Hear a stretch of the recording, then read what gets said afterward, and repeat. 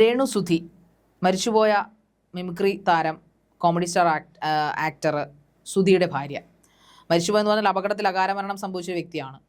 അങ്ങേർക്കില്ലാത്ത പ്രശസ്തി അല്ല കുപ്രശസ്തിയാണ് രേണു സുധിക്ക് നമ്മുടെ സൈബർ ചേട്ടന്മാർ ചാർത്തി കൊടുത്തിരിക്കുന്നത്. കാരണം രേണു സുധി ഒരിടത്തും മോശമായിട്ടുള്ള രീതിയിൽ നടക്കുകയോ വസ്ത്രമഴിക്കുകയോ ഒന്നും ചെയ്യുന്നില്ല. അവർ മാന്യമായിട്ട് അവരുടെ കലാപരമായിട്ടുള്ള തൊഴിലുകൾ ചെയ്യുന്നു, റീല് ചെയ്യുന്നു, ഷോർട്ട് ഫിലിംസ് ചെയ്യുന്നു. പക്ഷേ നമ്മുടെ സാധാരണ ജനങ്ങൾക്ക് ഒന്നും വിഷയമല്ലെന്ന് തോന്നുന്നു ജയശങ്കറെ. പക്ഷേ ഇത് പ്രശ്നക്കാർ മുഴുവനും ഈ സൈബർ തൊഴിലാളികളാണ്. കാരണം ഇവരെ വെച്ചാണ് അവരിപ്പോൾ കാശുണ്ടാക്കിക്കൊണ്ടിരിക്കുന്നത്. പ്രധാനമായിട്ട് ഏതെങ്കിലും രീതിയിൽ പ്രൊവോക്ക് ചെയ്യുന്നൊരു ചോദ്യം ചോദിച്ചിട്ട് അവരുടെ വായിൽ നിന്ന് ഏതെങ്കിലും രീതിയിൽ മിസ്ഇന്റർപ്രറ്റ് ചെയ്യാൻ പറ്റുന്ന ഒരു വാക്ക് കിട്ടുന്നുണ്ടോ, കിട്ടിക്കഴിഞ്ഞാൽ അതിനെ ഏത് രീതിയിൽ ആഘോഷമാക്കാമെന്ന് കൃത്യമായ ബോധമുള്ള ഈ പറഞ്ഞ പോലത്തുള്ള സൈബർ സഹോദരങ്ങൾ, സൈബർ ഓളികൾ. അത് ജയശങ്കറിന് പറയാൻ ബുദ്ധിമുട്ടുള്ളതുകൊണ്ട് ഞാൻ ഏറ്റെടുത്തങ്ങ് പറയുകയാണ്. തീർച്ചയായിട്ടും ഈ പറഞ്ഞതുപോലെ തന്നെ ഓരോ ദിവസം കഴിയുന്തോറും നമ്മൾ ഈ അലിൻ ജോസിന്റെ ആറട്ടണന്റെ ഒക്കെ വീട്ടില് ഒരു സമയത്ത് സ്ഥിരമായിട്ട് ഈ യൂട്യൂബർമാർ പോയി കെട്ടിക്കിടക്കുന്ന ഒരു സമയം ഉണ്ടായിരുന്നു. അതേപോലെയാണ് ഇപ്പൊ രേണു സുധിയുടെ വീട്ടില്. സത്യം, രേണു സുധിക്ക് അതുകൊണ്ട് നല്ല അവരുടെ ജീവിതം പച്ച പിടിച്ചോട്ടെ. കാരണം അവർക്ക് അരിമേടിച്ചു കൊടുക്കാൻ വേറെ ആരും തന്നെ ഇല്ലെന്ന് അവർ 100 പേർ. അവർ ആദ്യത്തെ ഒരു അലിഗേഷൻ വന്നപ്പോൾ തന്നെ ദാസേട്ടൻ എന്ന് പറഞ്ഞ ഇവരുടെ പാർട്ട്ണറായിട്ട് അഭിനയിച്ച ഒരു റീൽ അഭിനയിച്ച വ്യക്തിയായിട്ട് അഭിനയിച്ചപ്പോൾ തന്നെ അലിഗേഷൻസ് ഉണ്ടായപ്പോൾ തന്നെ രേണു സുധി പറഞ്ഞു, ഞാൻ ഇതൊക്കെ നിർത്താം, നിങ്ങളൊരു കാര്യം എൻ്റെ വീട്ടിലേക്കുള്ള എല്ലാ കാര്യങ്ങളും ചെയ്തു തരൂ, എനിക്ക് സുഖമായിട്ട് വീട്ടിലിരിക്കാമല്ലോ, ഞാൻ ഒരു പണിക്കും പോകത്തില്ല. പക്ഷെ അത് ചെയ്തു കൊടുക്കത്തില്ല. അവർ ചോദിക്കുന്നത് എൻ്റെ മക്കളെ ആര് വളർത്തും, അവരുടെ മക്കൾക്ക് പഠനം ആര് നോക്കും, അവരുടെ വീട്ടു ചെലവ് ആര് നോക്കും, ഇതൊക്കെ സുധിച്ചേട്ടൻ മരിച്ചുപോയി. സോ പിന്നെ ചെയ്യേണ്ടത് അവരാണ് ഉത്തരവാദിത്വത്തോടു കൂടി. അപ്പോൾ അതിനുള്ള അവർക്ക് മാന്യമെന്ന് തോന്നിയ അല്ലെങ്കിൽ അവർക്ക് കംഫർട്ടായിട്ട് തോന്നിയ ഒരു തൊഴിലാണ് അവർ ചെയ്യുന്നത്. അവർക്ക് അറിയാവുന്ന ഇതേ ഉള്ളൂ. അവർ നേരത്തെ അഭിനയിച്ചിട്ടുണ്ട്, അവർക്ക് ഇതൊക്കെ ഇഷ്ടമാണ്, അതാണ് അവർ ചെയ്യുന്നത്. പക്ഷേ അവരുടെ ആ ഒരു രീതി വെച്ചിട്ടുള്ള ക്രൂവിനെയാണ് അവർക്ക് കിട്ടുന്നത്. നമ്മൾ പറയുന്ന വരയ്ക്കപ്പുറം രേണു സുധി പോകാൻ പറ്റില്ലെന്ന് വാശി പിടിക്കുന്നത് അതൊരു തരം ദ്രോഹമല്ല, ശരിക്കും അവരെ ദ്രോഹിച്ചുകൊണ്ടല്ലേ ഇപ്പൊ ഈ ഞാൻ മനസ്സിലാക്കുന്ന പ്രധാനപ്പെട്ട കാര്യം, നമ്മുടെ എല്ലാവരുടെ ഒരു പഴഞ്ചൻ ചിന്താഗതി ഉണ്ട്. അതായത് ഒരു വ്യക്തി മരിക്കുമ്പോൾ നമുക്ക് ഏറ്റവും പ്രിയപ്പെട്ട ആളായിക്കോട്ടെ, എൻ്റെ പിതാവായിക്കോട്ടെ, ഒരു പക്ഷേ ശാരികയുടെ പിതാവായിക്കോട്ടെ, നമ്മൾ ആ സമയത്ത് ദുഃഖം കുറച്ച് കഴിയുമ്പോൾ കുറച്ച് അലിഞ്ഞു വരും, സ്വാഭാവികമാണ് അല്ലേ? ആ രീതിയിൽ ഇന്റൻസിറ്റിയിൽ നമ്മൾ പിന്നെ കരഞ്ഞെന്ന് വരത്തില്ല. അത് ടൈം എല്ലാം ഹീൽ ചെയ്യുമെന്ന് പറയുന്ന പോലെ തന്നെ സമയം കഴിയുമ്പോഴത്തേക്ക് നമ്മൾ നമ്മുടെ ജീവിതത്തിലേക്ക് മടങ്ങി വരും, നമ്മുടെ ജോലിയിൽ വ്യാപൃതരാകും ഇല്ലേ, നമ്മൾ ബിസിയാകും. അപ്പോൾ അന്ന് ഈ കൊല്ലം സുധി അല്ലെങ്കിൽ സുധിച്ചേട്ടനെ ഓർത്ത് രേണു സുധി എങ്ങനെ കരഞ്ഞിരുന്നോ അതേപോലെ തന്നെ രേണു സുധി എന്നും കരഞ്ഞിരിക്കണമെന്ന് വാശി പിടിക്കുന്ന ഒരു കൂട്ടം പഴഞ്ചൻ ആൾക്കാരുടെ ചിന്താഗതിയിൽ നിന്നും കൂടെയാണ് ഈ ഒരു വിമർശനങ്ങളൊക്കെ ഉണ്ടാകുന്നത്. സത്യം പറയുമ്പോൾ ന്യൂ ജനറേഷൻ ആണ്, പക്ഷെ ചിന്താഗതികളും ആറ്റിറ്റ്യൂഡ്സും ഒക്കെ പഴഞ്ചനാണ്. അതുകൊണ്ടാണല്ലോ, കാരണം പ്രായമുള്ള ആൾക്കാരൊന്നും വന്നിരുന്ന് ഇങ്ങനെയുള്ള വ്ളോഗുകൾ ചെയ്യുന്നില്ല. ഈ കേമന്മാരെന്ന് അടിക്കുന്ന കുറെ യൂട്യൂബ് വ്ളോഗേഴ്സ് വന്നിരുന്ന് രേണു സുധി അങ്ങനെ ചെയ്തു, രേണു സുധി ഇങ്ങനെ ചെയ്തു, രേണു സുധിയെ കുറിച്ച് ഞങ്ങൾ ഇനി ഒന്നും പറയത്തില്ലെന്ന് പറഞ്ഞിട്ട് എല്ലാ ടാഗ് ലൈനിലും രേണു സുധിയാണ്. ഈ ട്രോൾസും റീൽസും ഷോർട്സും എല്ലാം കട്ട് ചെയ്തിട്ട് കാശുണ്ടാക്കിക്കൊണ്ടിരിക്കുകയാണ്. അവരുടെ ഒരു ജീവിതത്തെ സത്യത്തിൽ എനിക്കൊന്നൊരു വെറും പാവം സ്ത്രീയാണ്. കാരണം അതുകൊണ്ടാണ് അവർ കേസ് കൊടുക്കാത്തത്. കേസ് കൊടുത്താൽ ഇവൻ്റെയൊക്കെ ചാനൽ പണ്ടേ പൂട്ടിപ്പോവും. ഹണി റോസിന് കേസ് കൊടുത്തിട്ട് ബോച്ചയ്ക്ക് അങ്ങനെ സംഭവിക്കാമെങ്കിൽ രേണു സുധിക്ക് സൂപ്പറായിട്ട് കേസ് കൊടുക്കും. അതിനുള്ള തെളിവുകളും കാര്യങ്ങളും അവരുടെ പേര് വരെ പറഞ്ഞ് തമ്പ് വരെ ഇട്ടിട്ടാണ് ഇങ്ങനെ ചെയ്യുന്നത്. ഇപ്പോൾ ജനങ്ങൾക്ക് അറിയേണ്ട ഏറ്റവും വലിയൊരു കാര്യം എന്താണെന്ന് അറിയാമോ ജയശങ്കറെ? പണ്ട് നമ്മുടെ ലക്ഷ്മി നക്ഷത്ര, ഈ കോമഡി സ്റ്റാർസിൽ ആങ്കർ ലക്ഷ്മി നക്ഷത്ര ഈ സുധിച്ചേട്ടൻ മരിച്ച ഒരു സങ്കടത്തിൽ രേണു സുധിയെ കാണാൻ പോവുകയും അപ്പോൾ രേണു സുധിയുടെ എന്തെങ്കിലും ആവശ്യം വേണമെന്ന് ചോദിച്ചപ്പോൾ അവർ പറഞ്ഞു, എനിക്ക് എൻ്റെ സുധിച്ചേട്ടൻ്റെ മണം എന്നും ഓർമ്മയിൽ എന്തെങ്കിലും സൂക്ഷിക്കാൻ കിട്ടുന്നു. ആക്സിഡന്റ് ആയ രക്തക്കറ പറ്റിയ ഷർട്ട് കൊണ്ടുപോയിട്ട് ദുബായിൽ പോയി കസ്റ്റമൈസ് ആയ പെർഫ്യൂംസ് ഉണ്ടാക്കുന്ന ആൾക്കാരുണ്ട്. നമ്മുടെ സ്കിൻ മണങ്ങൾ റിക്രിയേറ്റ് ചെയ്യുന്ന ആൾക്കാർ. അങ്ങനെ കഷ്ടപ്പെട്ട അത് ലക്ഷ്മി നക്ഷത്രയുടെ ദൗർഭാഗ്യത്തിനോ രേണു സുധിയുടെ ദൗർഭാഗ്യത്തിനോ അത് അവരുടെ യൂട്യൂബ് ചാനലിൽ അവർ റെക്കോർഡ് ചെയ്ത് ഇട്ടുപോയി. അപ്പോൾ അത് സത്യത്തിൽ ലക്ഷ്മി നക്ഷത്രം അന്നും പറയുന്നുണ്ട്, അത് ഞാൻ ചെയ്തതിന്റെ കാരണം ഇത് ഇനിയും ആൾക്കാർക്ക് ആവശ്യം വരാം. വേറൊരാൾ ഈ അവസ്ഥയിലൂടെ കടന്നു പോകുമ്പോൾ അയാൾക്ക് തോന്നാം അയാളുടെ ഭർത്താവിന്റെയോ കാമുകന്റെയോ മകന്റെയോ അച്ഛന്റെയോ മണം ആഗ്രഹിച്ച ഇങ്ങനൊരു സ്ഥലമുണ്ട്. അപ്പൊ അതിന് വേണ്ടിയിട്ട് മാത്രമാണ് ലക്ഷ്മി നക്ഷത്രം. അതിന് അവർ കുറെ സൈബർ ബുള്ളിങ് അനുഭവിച്ചു കേട്ടോ.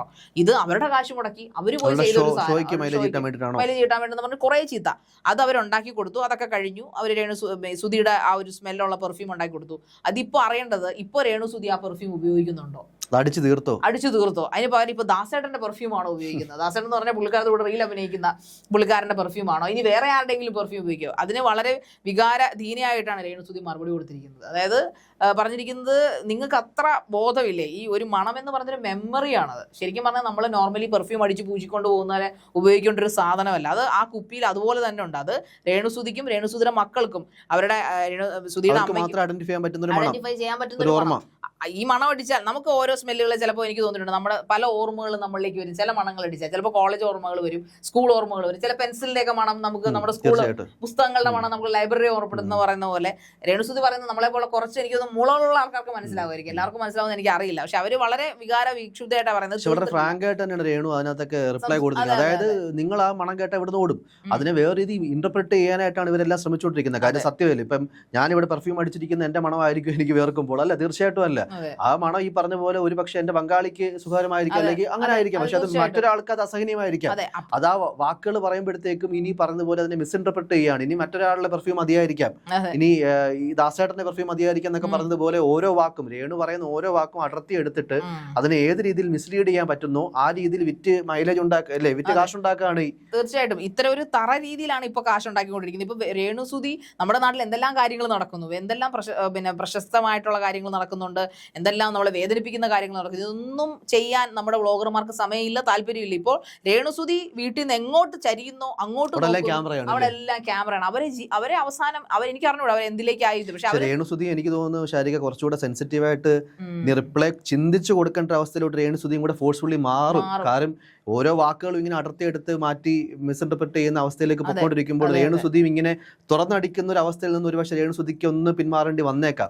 കാര്യം ആ രീതിയിലുള്ള വലിയ വിമർശനങ്ങളൊക്കെയാണ് കേട്ടോണ്ടിരിക്കുന്നത്. പക്ഷെ എനിക്ക് തോന്നുന്നു അത്ര വിമർശനങ്ങളെ അധികം ഇല്ലേ വലിയ സെൻസിറ്റീവായിട്ട് എടുക്കുന്ന ഒരാളാണ്.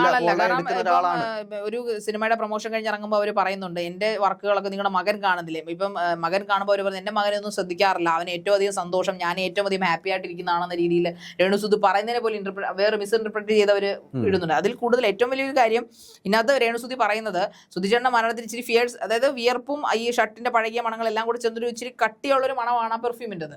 ആ പെർഫ്യൂമിന്റെ മണം എന്ന് പറഞ്ഞാൽ സുധിചേട്ടന്റെ മണമാണ്. അത് എല്ലാവർക്കും ഇഷ്ടപ്പെടണമെന്നില്ല.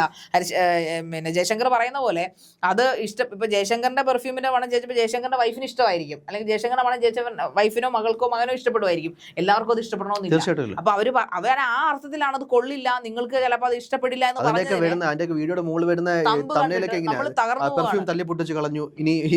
കൊള്ളില്ല, വെറും ചീത്ത മണമാണ്, വെറും വളരെ മോശപ്പെട്ടൊരു മണമാണ് സുധിചേട്ടന്റെ രീതിയിൽ തമ്പൊക്കെ വെച്ച് കൊടുക്കുന്നത് എന്തിനാണെന്ന് മാത്രം മനസ്സിലാകുന്നില്ല. ഒറ്റ ഉത്തരവേ ഉള്ളതിനൊക്കെ രേണുസുതിയെ വിറ്റ് കാശാക്കുക. ഇത്രയും വിഷയദാരിദ്ര്യമുള്ള വ്ളോഗേഴ്സ് സത്യം പറഞ്ഞ ചാനൽ പൂട്ടി പോകുന്നില്ല. എന്തിനാണ് ഒരാളുടെ ജീവിതത്തിൽ ഇങ്ങനെ വ്യക്തിത്വത്തെ ചെയ്യുന്നതെന്ന് തോന്നിപ്പോവുകയാണ്. എന്നാൽ തീർച്ചയായിട്ടും ഈ നാട്ടിൽ ഈ ബ്ലൂ ഫിലിമിലും അല്ലെങ്കിൽ അഡൽ ഫിലിമിലൊക്കെ അഭിനയിക്കുന്ന അഭിനേതാക്കൾക്ക് പോലും ആണനാവട്ടെ പെണ്ണിനാവട്ടെ പോലും സഹിക്കേണ്ടി വന്നിട്ടില്ല ഇത്തരം വിമർശനങ്ങളില്ലേ. കുറച്ചൊരു ഇന്റിമസി ഉള്ള അല്ലെങ്കിൽ വളരെ മൈന്യൂട്ട് ആയിട്ടുള്ള ബോൾ സീനുകളിലൊക്കെ അഭിനയിച്ചു. അതൊക്കെ അഭിനയത്തിന്റെ ഭാഗമായിട്ട് കൂട്ടിയാൽ മതി.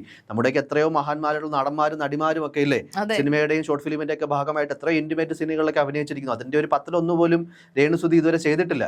പക്ഷെ എങ്കിൽ പോലും ഈ പറഞ്ഞതുപോലെ ബ്ലൂ ഫിലിമിൽ പോലും അഭിനയിച്ച ഒരു അഭിനേത്രിക്ക് സഹിക്കാൻ അല്ലെങ്കിൽ അവർക്ക് നേരെ പോലും ഉണ്ടാകുന്ന ആരോപണങ്ങളാണ്, സൈബർ ബുള്ളിങ് ആണ് ഈ രേണുസുതിക്ക് നേരെ ഉണ്ടാകുന്നത് എന്നുള്ളതാണ് വളരെ കഷ്ടകരമായ കാര്യം. അതെ സത്യം. രേണുസുതി ഇപ്പോൾ രേണുസുതിയുടെ വിഷുവിന്റെ പോസ്റ്റർ പറഞ്ഞ് സ്വപ്ന സുരേഷ് ക്രിറ്റിസിസം ചെയ്യുന്നുണ്ടായിരുന്നു. അവരുടെ എന്താണ് അവര് നോർമലി ഒരു പാവാടയും ബ്ലൗസും ആണ്, പട്ടുപാവാടയും ബ്ലൗസും ആണ് അതിനകത്ത് ഇരുന്നത്. അവരതിനകത്ത് അവരുടെ ശരീരം കാണിക്കുന്ന ഒന്നും തന്നെ അതിനകത്ത് ഇടുന്നില്ല. മറിച്ച് ഇപ്പോൾ ജയശങ്കർ സൂചിപ്പിച്ച പോലെ ഈ പറയപ്പെടുന്ന പോലെ ബ്ലൂ ഫിലിമിലും അല്ലെങ്കിൽ പിന്നെ പോൺ സൈഡിലും ഒക്കെ അഭിനയിക്കുന്ന ആൾക്കാരെ പൊക്കിക്കൊണ്ട് നടക്കുന്ന അവരുടെ ഇൻസ്റ്റാഗ്രാമിന്റെ ഒക്കെ ഫോളോവേഴ്സ് എന്ന മില്യൺസ് ആണ്. അവരൊക്കെ കമന്റ്സിന്റെ അങ്ങേയറ്റത്തെ കമന്റ്സ് ആണ്. എനിക്കറിയാവുന്ന പ്രശസ്തരായിട്ടുള്ള ഒരു ഇൻസ്റ്റാഗ്രാം വ്ളോഗേഴ്സ് ഉണ്ട്, അത് ഡോക്ടറാണ്. അവര് തുണി എന്ന് പറഞ്ഞ സാധനം അതിനകത്ത് അവർക്കില്ല, പക്ഷെ അവർ ഹസ്ബൻഡും വൈഫും ആണ്. അതിനൊക്കെ ഭയങ്കര ആരാധകരാ, പോസിറ്റീവ് ആയിട്ടുള്ള റെസ്പോൺസ് അവർ മലയാളികളാണ്. പക്ഷെ അവര് ഭാര്യയും വൈഫും എപ്പോഴും സ്വിമ്മിംഗ് സ്യൂട്ടിലും ഈ അണ്ടർ ഗാർമെന്റ്സിലുമാണ് നടക്കുന്നത്. അവർ അത് എൻജോയ് ചെയ്യുന്നുണ്ട്. അവർക്കൊന്നും മൈൻഡ് ചെയ്യല്ല, കമന്റ്സ് ഒന്നും അവർ മൈൻഡ് ചെയ്യും. അവർ കമന്റ് ഓഫ് ചെയ്ത് വെച്ചില്ല, നിറച്ച് കമന്റ്സ് ഉണ്ടായിരുന്നു. പക്ഷെ നമ്മൾ ആ കമന്റ് കുത്തിയിരുന്ന് വായിക്കുകയാണെങ്കിൽ ഒരൊറ്റ മോശം കമന്റ് ഇല്ല, എല്ലാം അവരെ അങ്ങ് പുകഴ്ത്തുന്നതാ. അവർക്കില്ലാത്ത കൂടുതൽ എന്താണ് രേണുസുതിക്കുള്ളത്? അപ്പൊ അവരുടെ പൊസിഷൻ വെച്ചില്ല, അവർക്ക് സത്യത്തിൽ ഇതിനകത്ത് അവരോട് ചോദിക്കാനും പറയാനും ആരും ഇല്ല എന്നുള്ള ഒരു ഇതാണ്. ഒരുപക്ഷെ ഒരു സിംഗിൾ മദർ അല്ലെങ്കിൽ സിംഗിൾ വിഡോ, ഒരു വിഡോ എന്നൊരു കോൺസെപ്റ്റ് ആയിരിക്കാം. അല്ലെങ്കിൽ ഈ ചേട്ടന്മാര് പറയുന്ന അനുസരിച്ച് ജീവിച്ചില്ലെങ്കിൽ അവർക്ക് ഈ നാട് വിടേണ്ടി വരുന്ന ഒരു അവസ്ഥയിലേക്കാണ് സൈബർ ബുള്ളിങ്. തീർച്ചയായിട്ടും അത് തന്നെയാണ്. അല്ലെങ്കിൽ വിധവകൾ ഇങ്ങനെ ആയിരിക്കണം ജീവിക്കേണ്ടത്. അല്ലെങ്കിൽ ഈ പറഞ്ഞതുപോലെ നമുക്ക് ചില ടാബൂസ് ഉണ്ട്, നമ്മൾ പരമ്പരാഗതമായിട്ടൊക്കെ പറഞ്ഞുകൊണ്ട് വരുന്ന അല്ലെങ്കിൽ പൊളിച്ചെഴുതേണ്ട പല സിസ്റ്റംസും ഇപ്പോഴും അതേപോലെ തന്നെ കണ്ടിന്യൂ ചെയ്തുകൊണ്ട് പോകുന്നു എന്നുള്ളൊരു ഉദാഹരണം കൂടിയാണ് രേണുസുധിയുടെ ഇപ്പോഴത്തെ ഒരു കാര്യം. അല്ലെങ്കിൽ ഇപ്പോഴത്തെ അവസ്ഥ എന്ന് പറയാൻ പറ്റത്തില്ലെങ്കിൽ പോലും പോലും പല വീഡിയോസും ഒക്കെ എടുത്തിട്ട് അതിൻ്റെയൊക്കെ തംബ്നെയിലും ടൈറ്റിലും ഒക്കെ കണ്ടു കഴിഞ്ഞാൽ നമുക്ക് തന്നെ ദേഷ്യം വരുന്ന രീതിയിൽ അകത്തേക്ക് തുറന്ന് നോക്കുമ്പോൾ അല്ലേ ഉള്ളി തൊലിച്ച് കണക്കെ കാണത്തുള്ളൂ അല്ലേ, വലിയൊരു ഭീകരമായിട്ട് എന്തൊരു വലിയ കാര്യമായിട്ടൊക്കെ പ്രസന്റ് ചെയ്തിട്ട് രേണു പറഞ്ഞ ഇങ്ങനത്തുള്ള വാക്കുകളെ ആ രീതിയിലൊക്കെ ഇന്റർപ്രറ്റ് ചെയ്യുന്ന രീതിയിലുള്ള വീഡിയോസാണ് ഏറ്റവും കൂടുതലായിട്ടുള്ളത്. ഏറ്റവും പ്രധാനപ്പെട്ട കാര്യം, സുധിച്ചേട്ടൻ മരിച്ചപ്പോൾ രേണുസുതി എങ്ങനെ ഇരുന്ന് കരഞ്ഞോ അല്ലെങ്കിൽ എങ്ങനെ തകർന്നിരുന്നോ ആ രീതിയിൽ തകർന്ന് തന്നെ രേണുസുതി മുന്നോട്ട് പോകണമെന്ന് ആഗ്രഹിക്കുന്ന ആൾക്കാരാണ് പ്രധാനമായിട്ടും ഈ ഒരു നെഗറ്റീവ് കമന്റുകൾക്കും അല്ലെങ്കിൽ അവരുടെ ജീവിതം തകർക്കാനായിട്ട് കച്ചകെട്ടിയിരിക്കുന്നത് എന്ന് മാത്രമേ പറയാനുള്ളൂ.